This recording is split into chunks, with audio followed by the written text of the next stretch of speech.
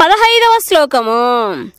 యుంజన్నేవం సదాత్మానం యోగి నియతమానసః శాంతిం నిర్వాణ పరమం మత్సంస్థామధిగచ్చతి. యుంజన్ ఏవం పైన పేర్కొనబడినట్లు అభ్యాసము చేస్తూ సదా ఎల్లప్పుడూ ఆత్మానం ఆత్మమనోదేహములను యోగి అయిన వాడు నియతమానసః నిగ్రహ మనస్సు గలవాడై శాంతిని నిర్వాణపరమ భౌతిక జీవన స్థితి నుండి విరమణ పొంది మత్ సంస్థాం ఆధ్యాత్మిక జగత్తును భగవద్రాజ్యమును అధిగచ్చతి పొందును. ఈ విధముగా దేహము మనస్సు కర్మలను నిరంతరము నియంత్రించుచు ధ్యానయోగి నిగ్రహ మనస్కుడై భౌతిక జీవిత స్థితిని విరమించుట ద్వారా భగవద్రాజ్యమును కృష్ణధామమును పొందును. భాష్యము. యోగాభ్యాసపు చరమ లక్ష్యము ఇప్పుడు స్పష్టముగా వివరించబడెను. ఏ రకమైన భౌతిక సుఖములను పొందుటకు కాకుండా భౌతిక జీవన స్థితి నుండి విరమణ పొందుటకై యోగ సాధన ఉద్దేశించబడెను. ఆరోగ్యాభివృద్ధి కొరకై ప్రయత్నించువాడు లేక భౌతిక సిద్ధిని పొందదలిచేవాడు భగవద్గీత ప్రకారము యోగి అనబడడు. అట్లే భౌతిక జీవన స్థితి నుండి విరమణ కూడా మానవుని శూన్యములోకి ప్రవేశింపనీయదు. నిజమునకు అట్టి భావన మిథ్య. భగవంతుని సృష్టిలో ఎక్కడను శూన్యమనేది లేదు. పైగా భౌతిక జీవన స్థితి నుండి విరమణ నిజమునకు ఆధ్యాత్మిక లోకమైన భగవద్ధామమునకు చేర్చగలదు. భగవద్ధామము సూర్యచంద్రులు లేదా విద్యుత్తు అవసరము లేని ప్రదేశమని కూడా భగవద్గీత 15:6లో స్పష్టముగా వివరించబడినది. ఆధ్యాత్మిక జగత్తులోని లోకములన్నీ కూడా భౌతిక జగత్తులోని సూర్యుని వలె స్వయం ప్రకాశమానములై ఉండును. సృష్టి సర్వస్వము భగవద్రాజ్యమే అయినను ఆధ్యాత్మిక ఆకాశము మరియు దానిలోని లోకములు మాత్రమే పరంధామముగా పిలువబడును. స్పష్టముగా శ్రీకృష్ణ భగవానుని చేత స్వయముగా ఇక్కడ చెప్పబడినట్లు తనను కూర్చిన పూర్తి జ్ఞానమును కలిగిన పరిపూర్ణ యోగి మచ్చిత్తః మత్పరః మత్స్థానం నిజమైన శాంతిని పొంది అంత్యమున గోలోక బృందావనముగా తెలియబడు తన దివ్యధామమైన కృష్ణలోకమును చేరుకొనును. గోలోక ఏవ నివసత్యఖిలాత్మభూతః. శ్రీకృష్ణ భగవానుడు ఎల్లప్పుడూ తన స్వధామమైన గోలోకములో నివసించున్నప్పటికీ తన స్వరూప శక్తులతో సర్వత్రా వ్యాపించిన పరబ్రహ్మముగా మరియు అంతర్యామి అయిన పరమాత్మగా తెలియబడునని స్పష్టముగా బ్రహ్మ సంహిత 5:37లో తెలుపబడినది. అట్టి శ్రీకృష్ణ భగవానుని గూర్చిన పరిపూర్ణ అవగాహన మరియు అతని సంపూర్ణాంశ అయిన విష్ణువు యొక్క అవగాహన లేనిదే ఎవరును ఆధ్యాత్మిక జగత్తులోకి గాని భగవద్ధామములోకి వైకుంఠము గాని గోలోక వృందావనములోకి గాని ప్రవేశించలేరు. కనుకనే కృష్ణ చైతన్యములో నెలకొనినట్టి వాని మనస్సు ఎల్లప్పుడూ కృష్ణలీలలలోనే నిమగ్నమై ఉండును. కనుకనే అతడు శ్రేష్ఠ యోగి. సవై మనః కృష్ణ పదారవిందయోః. వేదములలో శ్వేతాశ్వతరోపనిషత్తు 3:8లో తమేవా విదిత్వాతి మృత్యుమేతి. దేవాదిదేవుడైన శ్రీకృష్ణుని అవగాహన చేసుకునుట ద్వారానే మానవుడు జన్మ మృత్యు చక్రమును జయించగలడు. మరో విధముగా చెప్పవలన యోగ పరిపూర్ణత్వము అనగా భౌతిక జీవితము నుండి ముక్తిని సాధించుటయే కాని ఇది ఇంద్రజాలము గాని అమాయకులైన ప్రజలను మోసపుచ్చు వ్యాయామ ప్రదర్శనగానే కానేరదు. 16వ శ్లోకము. నాత్యస్నతస్తు యోగోస్తి నాచైకాంతమనస్నతః నాచాతి స్వప్నశీలస్య జాగ్రతో నైవ చార్జున. నా లేదు అతి అస్నత అధికముగా భుజించువానికి తూ కాని యోగ భగవానునితో సంయోగము నాస్తి లేదు చా కూడా ఏకాంతం పూర్తిగా అనస్నత భుజించని వానికి నా లేదు చా కూడా అతి స్వప్నశీలస్య అతిగా నిద్రించు స్వభావము కలిగిన వానికి కూడా జాగ్రత్త అతిగా మేల్కొని ఉండువానికి ఏవా లేనే లేదు చా కూడా అర్జున ఓ అర్జున ఓ అర్జున అతిగా భుజించువానికి లేదా అతి తక్కువగా భుజించువానికి అతిగా నిద్రించువానికి లేదా తగినంత నిద్రలేని వానికి యోగి అయ్యేందుకు అవకాశము లేదు. భాష్యము. ఇక్కడ యోగులకు ఆహారము మరియు నిద్ర విషయములో నియమములు విధించబడెను.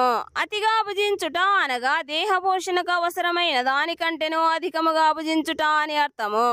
సమృద్ధిగా ధాన్యము, కాయగూరలు, ఫలములు, పాలు లభిస్తుండట చేత మానవులు జంతు మాంసమును భుజించనవసరము లేదు. భగవద్గీత 17వ అధ్యాయం 8వ శ్లోకమును అనుసరించి అట్టి సరళమైన ఆహారము సాత్విక ఆహారముగా పరిగణించబడును.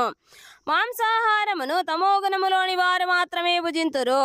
కనుకనే మాంసాహారమును భుజించువారు, మద్యపానము ధూమపానము చేయువారు మరియు శ్రీకృష్ణునకు తొలుత అర్పించనట్టి ఆహారమును భుజించువాడు కేవలము పాపమునే భుజించుట చేత పాపకర్మ ఫలములను అనుభవించవలసి వచ్చును.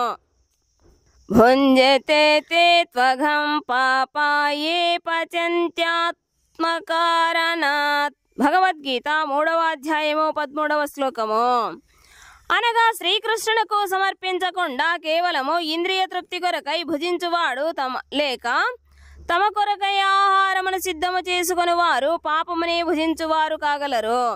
పాపమునే భుజించువాడు మరియు తమకు అవసరమైన దానికంటేనూ అతిగా భుజించువాడు యోగను పరిపూర్ణముగా అభ్యసించలేడు.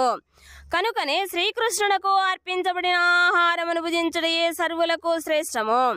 శ్రీకృష్ణునకు తొలుత నివేదించబడిన ఏ ఆహారమును కృష్ణ చైతన్యవంతుడు అంగీకరించడు. కనుక కృష్ణ చైతన్యవంతుడు మాత్రమే యోగాభ్యాసములో పరిపూర్ణత్వమును సాధించగలడు. అంతేకాకుండా కేవలము తమ ఇచ్ఛానుసారము ఉపవాస విధులను కల్పించుకొనుచు కృత్రిమముగా ఆహారమును త్యజించు వ్యక్తి కూడా యోగను అభ్యసింపలేడు. కృష్ణ చైతన్యవంతుడు శాస్త్రములలో చెప్పబడినట్లుగా ఉపవాసములను పాటించును. అతడు అతిగా భుజించుట లేదా అతిగా ఉపవసించుటగానే చెయ్యనందున యోగాభ్యాసమును చక్కగా పాటించిన వాడగును. అవసరముకు మించి అధికముగా భుజించువాడు స్వప్నములను చూస్తూ అధిక సమయము నిద్రించును. అందుకు ఫలితముగా అతడు అవసరమైన దానికంటేనూ అధిక సమయము నిద్రించును. నిజమునకు మానవుడు 6 గంటల కంటేనూ అధికముగా నిద్రించరాదు. ఆ విధముగా రోజులో 6 గంటల కంటే అధికముగా నిద్రించువాడు తప్పక తమోగుణముచే ప్రభావితుడైనట్టి వాడే. అతడు సోమరి అతిగా నిద్రించును. కనుక అట్టి వ్యక్తి ఎన్నడూ యోగను అభ్యసించలేడు. 17వ శ్లోకము. యుక్తాహార విహారస్య యుక్త చేష్టస్య కర్మసు యుక్త స్వప్నావబోధస్య యోగో భవతి దుఃఖః. యుక్త నియమితమైన ఆహారము, విహారస్య విహారము, యుక్త చేష్టస్య నియమితముగా పోషణార్థమే పని చేయువానికి, కర్మసు ధర్మములను నిర్వర్తించుటలో యుక్త నియమితమైన స్వప్న నిద్ర అవబోధస్య మెలకువలోను యోగాభ్యాసము భవతి అగును దుఃఖః బాధలను శమించునది. నియమిత ఆహారము, నిద్ర, విహారము, కర్మలను కలిగిన వాడు యోగాభ్యాసముతో సమస్త భౌతిక క్లేశములను శమింప చేసుకోగలుగును. భాష్యము. దేహావసరములైన ఆహార, నిద్ర, భయ, రక్షణ, మైదునాదులు అవసరముకు మించినచో యోగాభ్యాసములో పురోభివృద్ధికి ఆటంకము కలిగించును. శ్రీకృష్ణ భగవానునకు అర్పించబడిన ఆహారమును పవిత్రమైన ప్రసాద రూపమున గ్రహించుటను అలవరుచుకునుట ద్వారా ఆహార నియమమును పాటించవచ్చును. భగవద్గీత 9వ అధ్యాయము 26వ శ్లోకములో ప్రకారము కాయగూరలు, పుష్పములు, ఫలములు, ధాన్యములు, పాలు మున్నగునవి శ్రీకృష్ణుడుగా అర్పించబడవలెను. ఆ విధముగా కృష్ణ చైతన్యవంతుడు సాత్వికములు కానట్టి మానవులకు ఉద్దేశించబడనట్టి ఆహారమును అంగీకరించకపోవుటలో సహజముగానే శిక్షితుడు లేక నియమితుడు కాగలడు. కృష్ణ చైతన్యవంతుడు తాను కృష్ణ చైతన్య కర్మలను నిర్వర్తించుటలో ఎల్లప్పుడూ జాగరూకుడై ఉండును. కనుక అనవసరముగా నిర్దిస్తూ గడిపే కాలము గొప్ప నష్టమనబడును. అవ్యర్థ కాలత్వం కృష్ణ చైతన్యవంతుడు భక్తియుక్త సేవలో నెలకొనకుండా క్షణము కూడా వృధా అగుటకు సహించడు. కనుకనే అతడు సాధ్యమైనంత స్వల్ప సమయము నిద్రించును. ఈ విషయములో అతనికి శ్రీల రూప గోస్వామి గొప్ప ఆదర్శనీయుడు. అతడు ఎల్లప్పుడూ శ్రీకృష్ణుని దివ్య సేవలో నెలకొని రోజుకు 2 గంటలు మాత్రమే నిద్రించేవారు. కొన్నిసార్లు ఆ మాత్రము కూడా వారు నిద్రించేవారు కాదు. హరిదాస్ ఠాకూరుల వారు తమ నిత్య నియమమైన 3 లక్షల హరినామ జపమాలపై పూర్తిగానిదే ప్రసాదమును గ్రహించుట గాని క్షణము నిద్రించుటను గాని చేసేవారు కాదు. ఇక కర్మకు సంబంధించినంత వరకు కృష్ణ చైతన్యవంతుడు శ్రీకృష్ణునకు సంబంధించిన ఏ కర్మను చేయనందున అతని కర్మ ఇంద్రియ భోగ భావనచే కలుషితము కాకుండా ఎల్లప్పుడూ క్రమబద్ధమై ఉండును. ఇంద్రియ భోగము అనే ప్రశ్నయే లేనందున కృష్ణ చైతన్యవంతునకు భౌతిక విశ్రాంతి అనేది ఉండదు. ఈ విధముగా తన కర్మ, వాక్కు, నిద్ర, జాగ్రత్త ఇతర దేహ కార్యకలాపములలో నియమబద్ధుడై ఉండును. కనుక అతనికి ఎట్టి భౌతిక క్లేశములు లేకుండును.